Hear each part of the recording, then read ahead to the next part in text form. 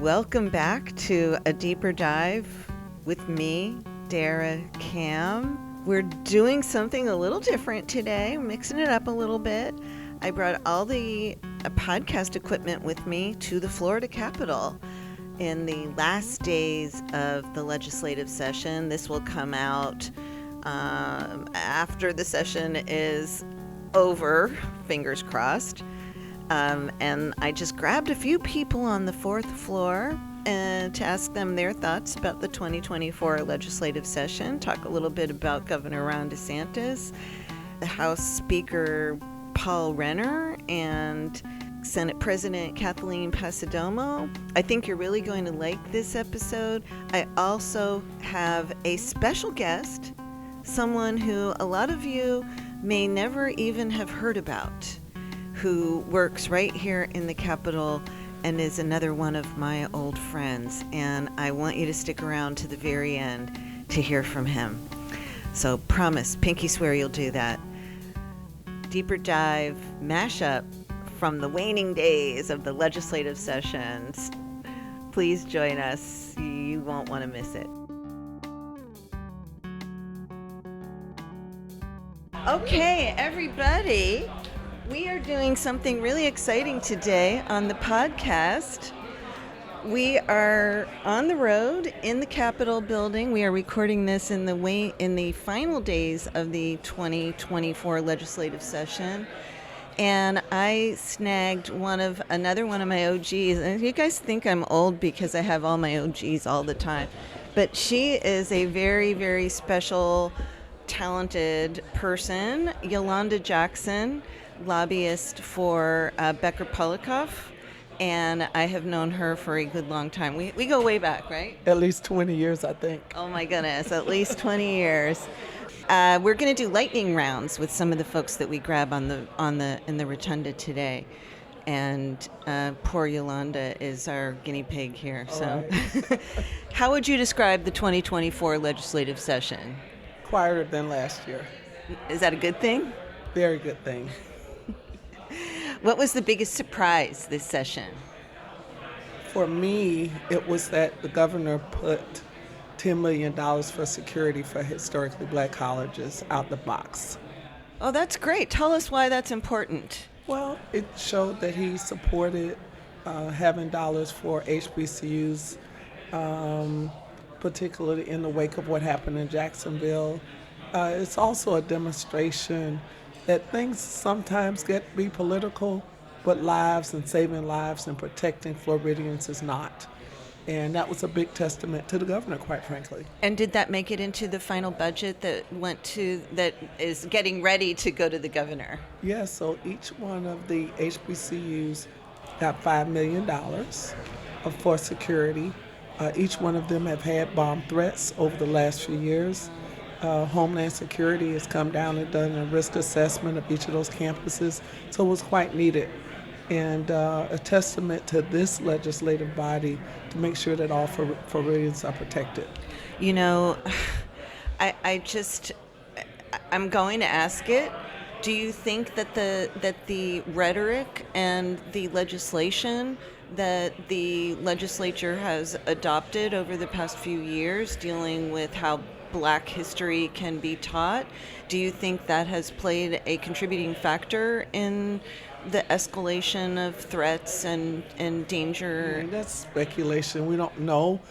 But, when the atmosphere presents itself of hate, it has a tendency to permeate. I mean, we also had a special session on the safety of Jewish day schools. Right. So hate rhetoric can have consequences, and I think this legislative body saw past the politics to make sure that everybody was protected, and that's commendable. That's really interesting too, because something I've been following is the Dozier compensation. Yes. And that I know Senator Rouson has carried that bill or been involved in that for over 15 years, and I've talked to they call themselves the Dozier Boys or the White House Boys, right. And Black and, someone was telling me, one of the White House Boys was telling me that, you probably heard the testimony, he was beaten and raped because he had spoken to a white boy. He was black. He had got caught speaking to a white boy. And I was talking to one of the white men, they're in their 70s now, the other day, and he told me there was a white beating room in the White House. There was a white beating room and a beating room for whites really? and a beating room for blacks. Wow. And so even the beatings there were segregated. Wow.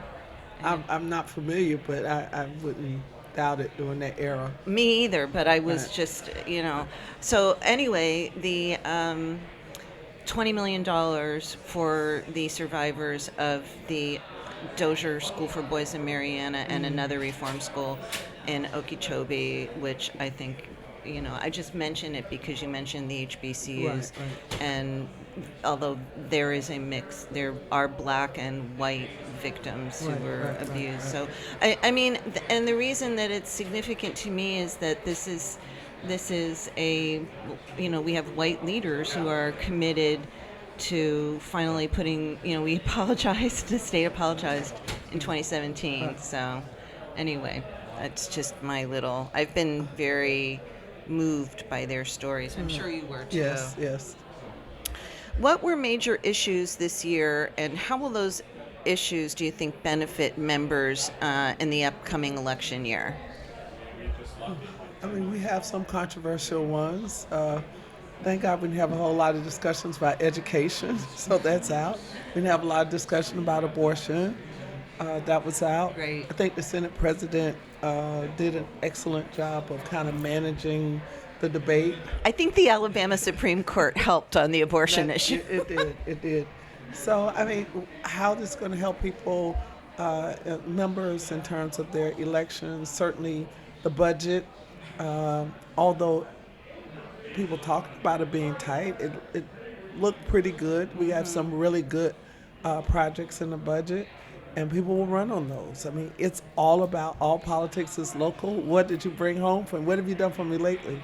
So you'll see that a lot of members took money home. Do you think the Democrats will make any gains in 2024 in terms of House seats or Senate seats? I'm not even sure what's going on in this. Oh, there are a couple of Senate races. Senate races. Yeah, but been hearing a lot of goodbyes all week. Goodbyes. Right. There are fewer Democrats leaving than Republicans. Right. So that'll be interesting to see how that plays out. But it's a lot of time between now and November. And my last question, who do you believe had the biggest influence on the session and setting the agenda? Oh, wow. The people. Very politic answer from Yolanda Jackson, who's been around for a long time. I think that certainly the governor still has a lot of influence. We watched HB1 come back, and they modified that. So you can't say that the governor still doesn't have influence. I think people are very excited about what's to come. I know I am personally looking forward to having Representative Perrier serve as our speaker, coming from Miami-Dade County. People are very excited about that. The 305. The 305 is back in the House, literally. Yeah. So we're excited about that. I know. I used to remember when all the Miami-Dade contingent back in the Marco Rubio days was running the third floor and the fourth floor. I think that we have Representative Perez had a wonderful, wonderful summit in Miami-Dade County in the spring, I guess, leading up to, wasn't spring, maybe it was fall, leading up to the session. Yeah, we get confused when we have sessions that start in January. Yeah, so it was the fall. And it was a wonderful compilation of all the interests of Miami-Dade in one place. I think he spent a lot of time making sure that he heard from different segments of the Miami-Dade community. His relationship with the mayor, his relationship with the commission, they've been up here. The school board superintendent has been up here, all in anticipation of that leadership. And I think it's a testament to the kind of leader he's going to be when session starts. I'm really excited to get to know him. I don't know him at all, so I'm looking forward to having him on the podcast. I'm very excited about having him, yes. Great. Well, thank you very much for taking time to sit over here in a quieter place with me, Yolanda Jackson. Really nice to catch up. Nice to catch up.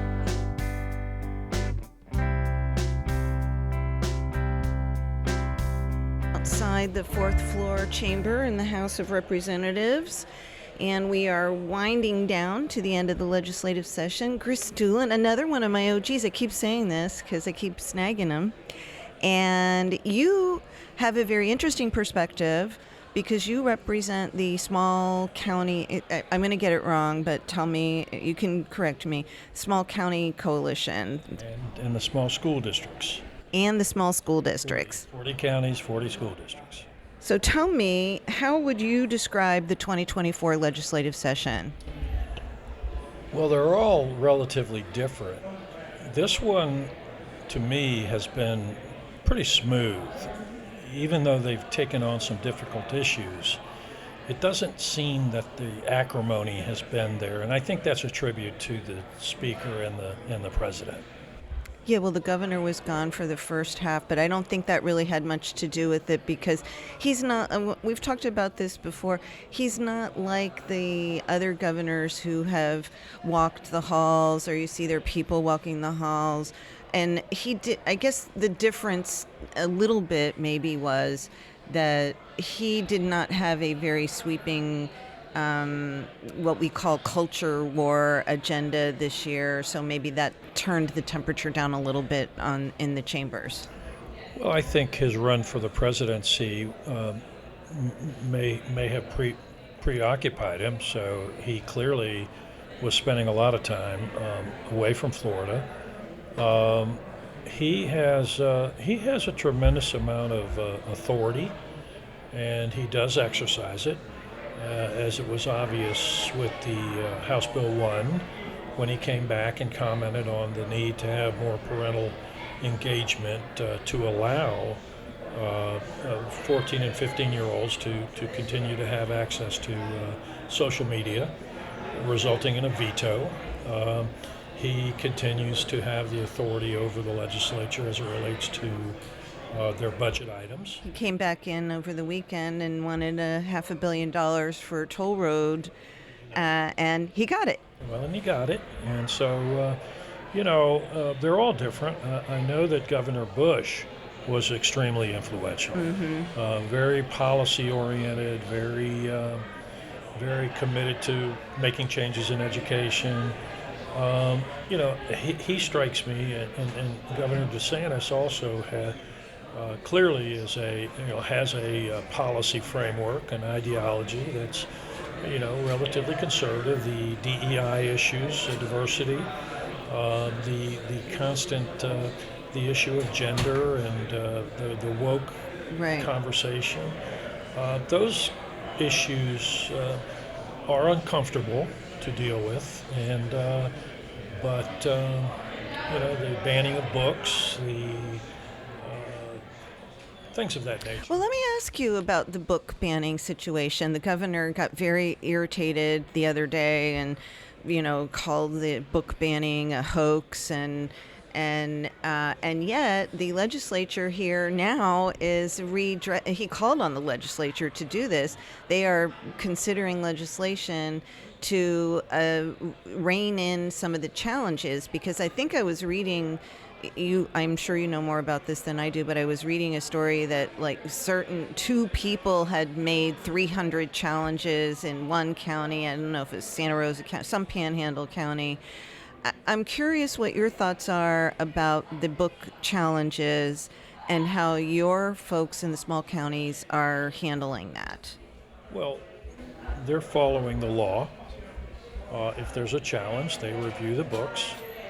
I don't know how many have been eliminated, but the issue of who is calling for a ban, is it a parent?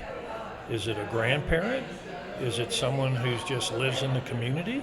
And so this year there's legislation that like you said, wants to rein it in, and in fact poses a fine, or a fee for challenging a book if you're not a parent or you don't have a kid in the system. So that seems really reasonable to me, Chris. Well, it takes a lot of time. I mean, you have to have. Oh, I mean, I guess what I'm saying is it seems reasonable given the system they've created. No doubt. No doubt. I mean, hey, people are going to continue to do things if they don't have to put skin in the game. Right. If it's simply an ideological thing, like whether it's To Kill a Mockingbird, or some national poet that's nationally recognized, and Yes, she was so I think the they're inaugural poet, I think. yeah, and they're also talking about parents having the right to say, I don't want my kid reading that. That's okay. But parents coming in and saying, I don't want any of the kids reading that, that's a different story, because you're dealing with somebody else's kid. Yeah. And a parent may want to say, that's fine with me, You get into the whole parental choice then, right? I mean, doesn't it seem like it would be simpler if you just had parents sign a form at the beginning of the year giving them permission to access books at the library, or sign a form that says, I want to be able to, I want to get sign off on the books that my kid checks out, or am I just being too old fashioned? Well, I don't know if you need to add the bureaucracy to it. Apparently, you do have to have process and procedures now to satisfy everybody's concerns. But old school, Right. if you're a parent and you have a concern, go sit down with the teacher. Go sit down with the principal. You don't need to run to Tallahassee to get a law passed, because many times I've been here and seen parents go to a committee, or someone go to a committee and say, my kid is this or that or this happened. Call the darn superintendent. Tell him you got a problem. What are you doing coming up here and changing the law just for something doesn't apply to everybody? Now, do they have a right to come up here? Absolutely. No big deal. Not a problem. So anyway, but there's been, it's been relatively rancorous in education. And you're dealing with people's kids, and it's important. By and large, though, I think there's, once we've got the vouchers in, once we've got the charters in, once we've got a lot of those things are starting to stabilize,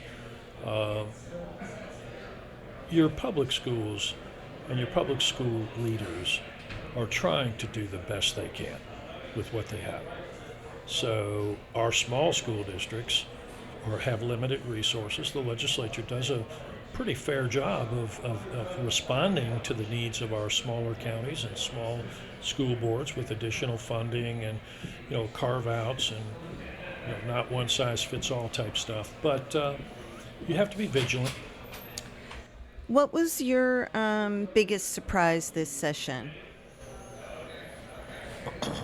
Well, I don't know if I'm the biggest surprise, more so the biggest challenges. The issue of term limits for county commissioners. The term limit advocates say that polls show there's an overwhelming support for term limits. Our position has been that, okay, if there is, let the people vote. Let people vote. Do local people want to have the state of Florida say that they cannot reelect an individual in their community who's done a great job and can get a majority vote? So basically, there's a framework in the Constitution right now that allows local communities to establish term limits, and this end-run legislation really was, undermined the constitutional authority that every person has, and that's the right to vote for their local elected officials. And so when that died, that was a challenge, and it was a surprise. I always kind of felt that we could convince members of the legislature that to respect the right of the people to vote. And that was the issue that I think ultimately brought this to a halt this year. So that was a victory then. And, it's always amazing. It was a victory for the people. So So what's always sort of surprises me about this conversation, Chris, is that the there is the way to achieve term limits is just to vote. I mean, some of the county. I've heard a lot about people. I've seen polls in the past. People don't like Congress, but they like their congressman. And it's like they don't like, they like the idea of term limits. They also like the guy on the school board or the county commission who's been representing their district for 15 years. So it seems a little bit disjointed to me. Well, it is. And if you ask somebody, do you want to have an unfettered ability to vote for the person that you think is the best person? They would tell you more than likely, yeah. Do you want your vote restricted? No, we don't want that. And there are ways for local governments to establish term limits. Every county in the state can go to a charter county status where they have authority to establish term limits. They can do that. 11 counties in the state have established term limits. 3 of them have established 12-year term limits. 8 of them have established 6-year term limits.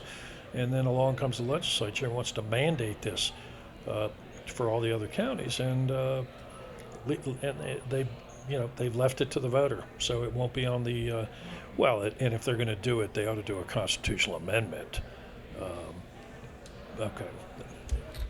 Okay. Did you have any major disappointments this session? Well, we passed a rural economic development bill. We passed a rural emergency hospital bill that redefines and gives the rural hospitals ability to gain a little bit more money. There's a new appropriation that's never been there, $10 million, I think, for the rural hospitals. We've created a small county road program for agricultural roads. Hang on, those sound like successes to me. Well, those are successes. I'm trying to think. Did we have any failures? Okay, well, talk about your successes. Successes are good too. Successes are good too. I mean, we got carve-outs for these constitutional amendments where they increase homestead exemption on your Save Our Homes, and that has an impact on your local revenues. And so we've been able to get offsets for your fiscally constrained counties. There's 29 fiscally constrained counties. And everybody in those counties, if those constitutional amendments pass, they will still get an increased exemption, but the state will pick up the tab of the cost of what that impacts the local government. So I think that's a really big deal that's probably overlooked and probably it's not a sexy issue that people are writing about, but I think that is a big deal for people don't realize how those millage rates really do affect the local's ability to finance projects. Absolutely. I'll tell you another one that's kind of a sleeper. One, it shouldn't have been a sleeper. And thank goodness for Representative Schoaf and Representative Sine, was the impact of Idalia. Right. Now, there was a huge special session that provided for agricultural and grants and things of that nature.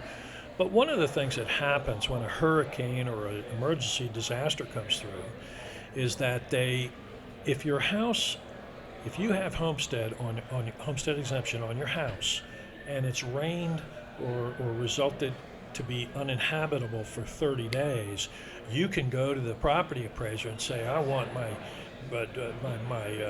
value, my taxable value reduced. And if they agree, then you're going to get a reduction, a rebate. And so what happens is that here a county has had this damage and all these extra costs, and then they have to turn around from the same budget year and pay back taxes that they've already collected. Now, I don't have a problem with that, but there wasn't a commensurate offset from the state. So we were able to, and it hasn't happened yet, it should happen tomorrow, that Idalia counties that have this uninhabitable property are going to be put into the tax bill by an amendment that will provide an offset for the value of the rebates that. So the value adjustment, essentially. Yeah. So, well, the values are going to be adjusted based on a taxpayer applying for a reduction. It's not the value adjustment board. Right. Oh no, I was using that word loosely. Yeah, You're yeah. right. It's a separate thing, but it's basically, like you said, a rebate. That's a good way of putting it. Like, Ian and Nicole went through. I mean, a lot of houses, several $1 million, and then after that was over, the legislature came in and funded several $1 million. Okay, well, we're looking at the appropriation bill and saying, where's the offset for Idalia? And it wasn't there. So we raised the issue and said, oh gosh, and the Department of Revenue checked with the 7 counties that were in declared emergencies, or 9, and determined how much had been applied for a rebate. And then we began to work in the Ways and Means with Representative McLean and Shove and Simon. We alerted them, and they said, oh, okay, yeah, we got to do this. So it's still playing out. We've only got 3 days left, but this is going to happen. we're sitting here. It's Wednesday evening, so they're going to finish up by but this is why, Chris Doolin, you've been an effective lobbyist for the small counties, and you find that stuff and you make it happen. Yep, you do. And I think I have one more quick question for you, and then I'm going to let you go back to the 4th floor. Whoops, that's not it. Who do you believe had the biggest influence on this session and setting the agenda? Well, there's 2 people, Speaker Renner and the President, Pasadomo. And I don't want to demean or dismiss the influence that Speaker Renner has, but President Pasadomo has had a very significant influence, a calming influence, an ability to compromise, an ability to work and listen. She is a special legislator, and I have a very high regard for President Pasadomo. Renner, I mean, obviously he's dictating and the leadership in the House. Look, I work with a core group of legislators. You don't need to have a lot of legislators working on your issues. You just need them to be in the right place. And so, I think Senator Mayfield has had a huge impact on this session. She's guided bills and slowed things down and gotten amendments on things. I think Senator Mayfield has had a huge impact. So I would say Mayfield and Pasadomo and Renner, and I'll tell you who I've really enjoyed watching. Who? Is Chuck Clemens in the chair. Chuck Clemens in the chair. I was watching him today. All those in favor say yay. All those opposed say nay. Chris Doolin just gave us the best Chuck Clemens impression ever. Yeah, well, he's a good guy. We're going to miss him. Chris Doolin, thank you very much for joining me. We're going to have to get you on one time for a whole episode to talk about the small counties and the small school districts. But thank you for taking time to sit here with us today. Well, thank you, and you do a great job, Dara. I will say this, and I've told you personally, you're an old school reporter. You dig in. You go in and you get the details. You report things that are important. You report things that sometimes people would not report because it may be controversial. So I really have a high regard for you. I've told you that, and I think that is that's a trait that's not around as much as it used to be. So I really want to commend you for what you do. Thank you, and I didn't even pay him to do that at all. I promise, right? Silence. Okay. Thank you, Chris Doolin. I like that pie that you make. I mean, that rum pie. He's lying because I don't eat anything. I don't make anything I can't eat. So, all right, Chris, thank you. You're quite welcome. Anytime.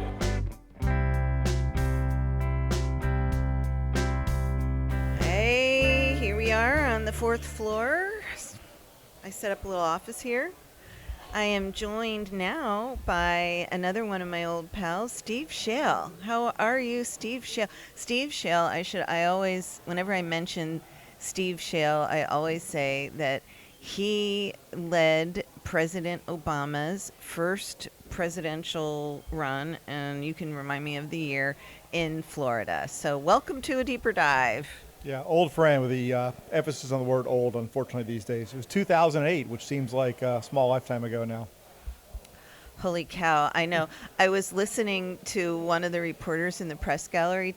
They were talking, they were doing the Dennis Baxley farewell in the Senate today, and somebody was mentioning the Stand Your Ground bill, and one of the young reporters in there said, "Oh, I grew up with, I remember Stand Your Ground from growing up." And I said, I was in the office with Governor Bush, and I think he was in the House then, Rep. Baxley and Marion Hammer when Jeb signed it into law.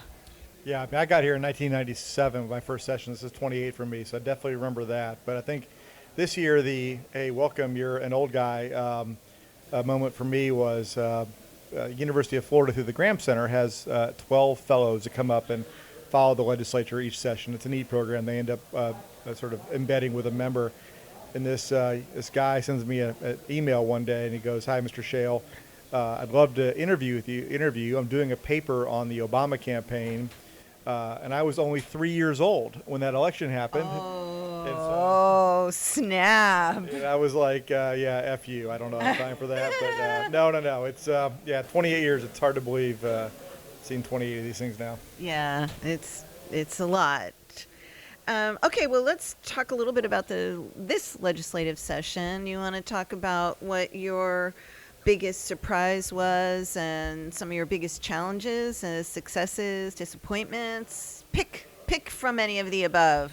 Yeah, I mean, I think the biggest surprise about this session was just how normal it was of a session.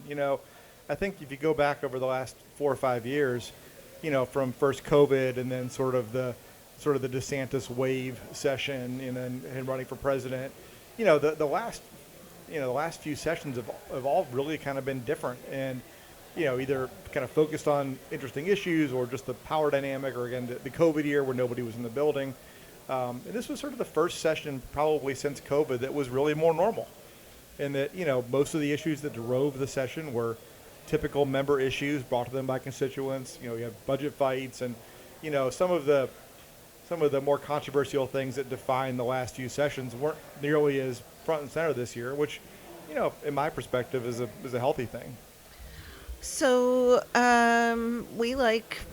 it is normal in some ways. I had a long conversation with Nick Iarossi the other day, and he talked about how this has changed. We're here Wednesday, getting into evening, 2 days left in the legislative session. Normally it would be wall-to-wall people. There are some people here, but, it's nothing like it, nothing like the kind of crowded space it used to be. Nothing of the frenzied pace we would see in the lead up to the last.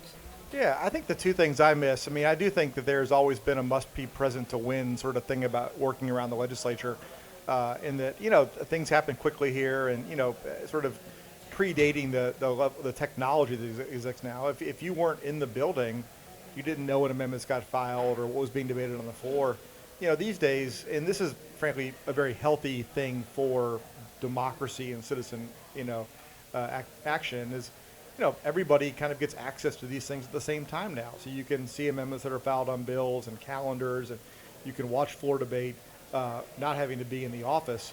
I still think that you miss something by not being in the building. You kind of miss the frenzy around different issues. Last night there was a big fight over Airbnb and vacation rentals that really, you could feel it when you were in the building, which was fun. But it is weird. And I think the other thing too. That's not resolved yet as we sit here right now. I think it's close to being resolved, but yes, I get what you mean. I ended up going home before they adopted the House strike all last night because I was just tired. But I was out all year last year from injuries, and I was able, another shout out to the Florida channel.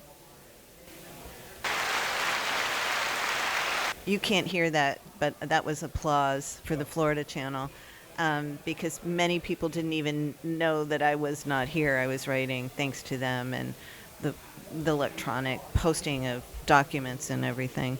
But what was your biggest success this session? I could have done a more artful segue, but I'm tired.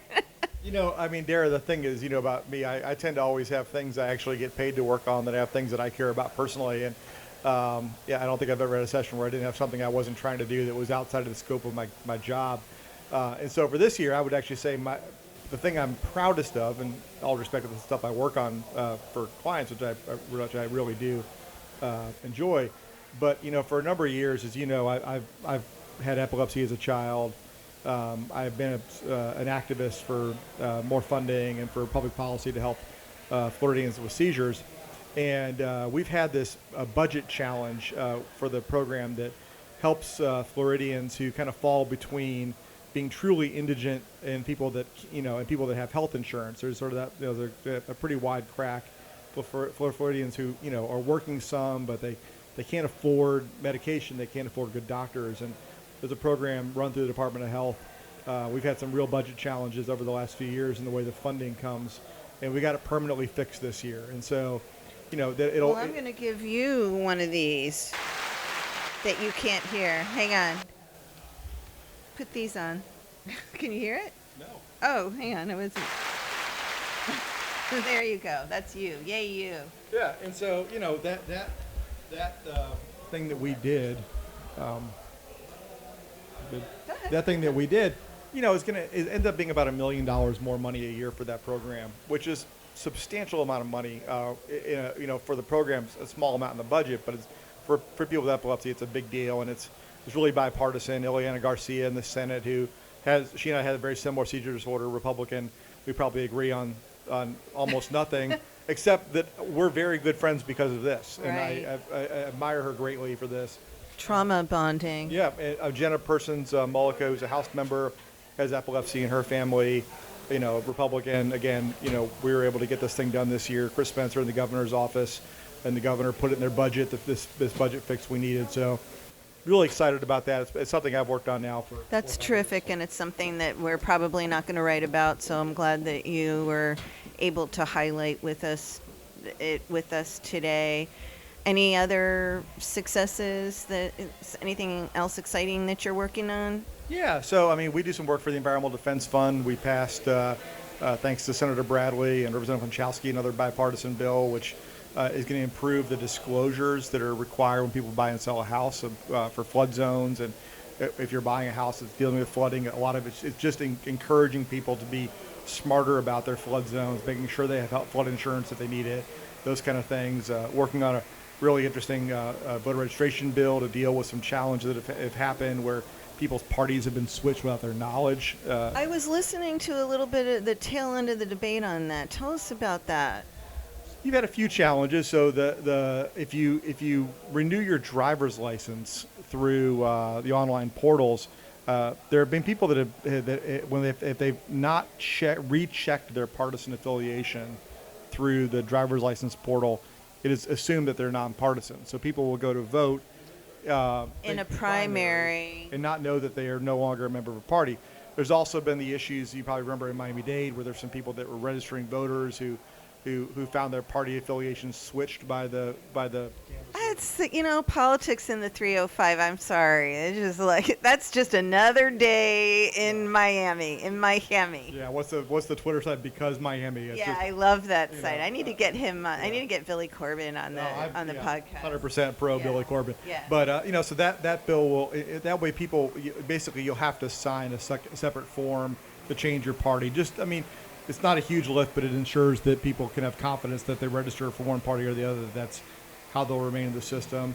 Like every year, I do work for a number of clients. We're watching a lot of stuff, but those are the kind of the big things personally I've been working on. Well, speaking, you're a Democrat still, right? Yes, ma'am. And talking about party voter registration, the Republicans have made huge gains in voter registration. I think they are up over 800,000 voters. The last numbers I saw, the Democrats always in my life were outweighed Republicans in Florida. What do you think the Democrats can do to try to change that, or do you think that's important? And then, yeah. So I'm going to answer that question with two answers. One of them more tactical, one of them, in my opinion. So while Republicans have definitely gained in Florida, the biggest chunk of the reason why those numbers have moved so much is the elections bill that passed a few years ago changed the definition of what an active voter is. And so if you were a voter who didn't vote in the COVID year in 2020 or vote in the governor's race in 2022, you were moved to inactive status. Now, you still are registered to vote. You can still vote, but you don't show up in those numbers of being an active voter. And so if you take the inactive voters and the active voters, the margin is substantially closer between the two political parties. I should mention that Steve does really good. Do you still do the blog? Yeah, I actually am working on a piece on this when I can get 10 or 12 hours to focus on it. So the problem for my party is not nearly as bad as the top line numbers because the way that the state calculates those numbers, I'll be charitable, makes those numbers look more Republican than they really are. That being said, there's, I feel like I've been on a one-man beating my head against the wall for a dozen years or more that my party needs to invest in year-round voter registration. My party needs to invest in year-round voter outreach. So much of the money on the Democratic side doesn't run through the Florida Democratic Party. It runs through these nonpartisan organizations that have very little accountability. And frankly, like the results of their work are pretty obvious when you look at the voter registration numbers. And so, I do think looking forward down the road, 'cause I do think, listen, I mean, I'm a realist about 24 when it comes to Florida 2024. I do think going forward, I think in 2028, Florida will be a lot more competitive because I think, what happens when there's an open seat election and whether President Biden wins or Donald Trump wins, 2028, God willing, we get to vote in 2028. There will be an open seat for president. And every time we have an open seat for president, whether it was Bush, in 2000 or Obama or even Clinton, the coalitions of voters always get shaken up. And so, I think 2028, there's a pretty good chance Florida will be, once again, a really competitive swing state. But there are things. Who's going to win in November? In Florida? No, not in Florida. I mean, listen. Nationally, is President Biden going to get reelected? I mean, listen. I don't predict well. I mean, I feel very confident about President Biden's path.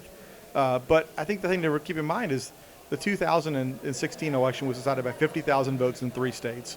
The 2020 election was decided by like 42,000 votes in 3 states. It's just we're in a really deeply divided country right now. And this election, I think, will be equally just as close. Do you think Florida's in play at all? I mean, so personally, I don't. Personally, I think Florida should be in play. I've made that opinion well known. I mean, the challenge for President Biden, this is the case for every Democrat. Republicans have to win Florida to win the White House. Democrats don't. Republicans' math does not work without Florida's electoral votes. Democrats' fastest way to 270 is through kind of what they call the Clinton states, and then Wisconsin, Michigan, Pennsylvania. That gets us to 280 something. That's enough to win. And so the reality is that not only is it probably uphill for Biden, but he doesn't have to win Florida. And so I think that they are making the same decision I would make if I were in their shoes, which is let's focus on the fastest way to get to 280, and that's through the upper Midwestern states. So if I had to put money down, I would say Trump. I would definitely think Trump would win Florida, but I don't necessarily think that means that going forward, Florida's not going to be in play in future elections.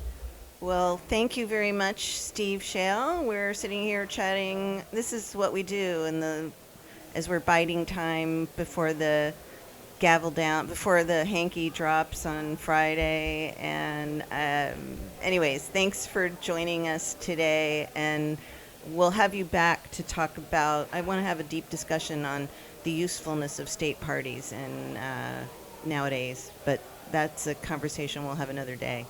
I wrote 12,000 words on that. I'd be happy to do it, but let me get out of session, and I got going to watch my buddy Mark Baldwin play in a golf tournament next week, and can hopefully go see some nieces and nephews the next few weeks, and then we can have that conversation.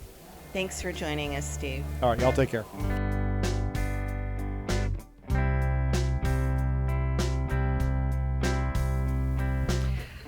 So, we've been zagging this week, and I brought all the gear with me to the Capitol for the last couple of days of session. And right now, you will hear it's very quiet. And that is because I am sitting in House Chaplain Tim Perrier's office with him, and here is somebody who you don't see in front of the cameras, you don't hear his name bandied around, but he provides a lot of service and help to members and visitors to the Capitol. So we're really delighted to have House Chaplain Tim Perrier with us on Deeper Dive this morning. Thank you, Dara. It's great to be with you and great to be with an old friend, and I'm happy to help. Tim says I'm an old friend because I have shed tears in here with him, and we are not of the same faith, and we did pray together, and I will never forget that.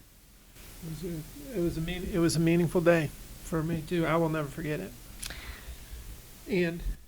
And I'll say, you mentioned that you were shedding tears. You're not the only one, and this process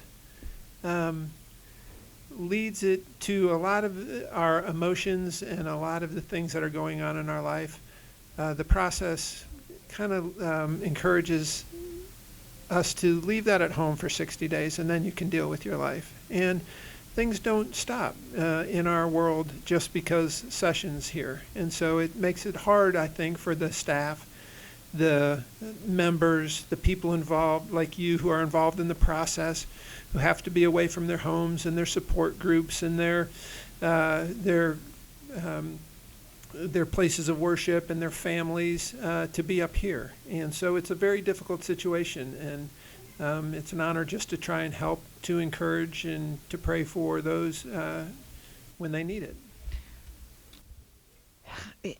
Life happens, whether you're in the Capitol or not, and that is exactly very well put. That was my experience, and you really did help me, and I appreciate your comfort. And it is this is a very plain kind of old-fashioned room in here. It hasn't been updated yet. Are you scheduled for renovation? Not that I know of. And yet there is a sense of calm in here. You can hear it's quiet. There is a sense of calm. The chaplain is a very calming person to be around in his presence. And so, I don't want to put you on the spot. I know this is not an office that gets attention. You kind of fly under the radar. But tell me, I just wanted to let people know that you're here, and tell me a little bit about yourself and how long you've been here and what you do.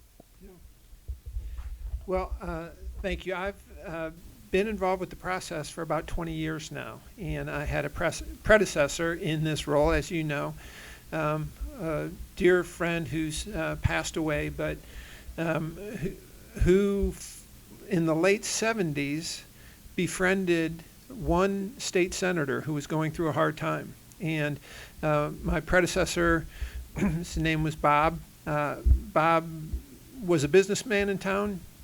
He wasn't paid by the state to be a chaplain. He just befriended one state senator who was going through a hard time during the Equal Rights Amendment votes. So this was back in the late 70s. And so saw in the newspaper what was happening and what was happening to this one state senator, and he felt like the Lord told him, go offer this man your friendship and your prayers. And so Bob got a meeting with his office and sat down and said, you don't know me. I don't work here at the Capitol. There's nothing that I need from you, and I can't even think of what I would ask from you. But I do see what's happening. I read the newspapers and I see what's going on.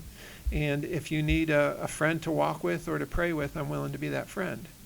And he said that the senator started crying and pointed at his door and said, "You're the first person who's come through that door who didn't want anything from me." And I will say that this process also is set up where it's very transactional. It's if I need something from you, and that's not all bad, but it makes people, I think, feel like, well, do they care about me, or do they care about what I can do for them?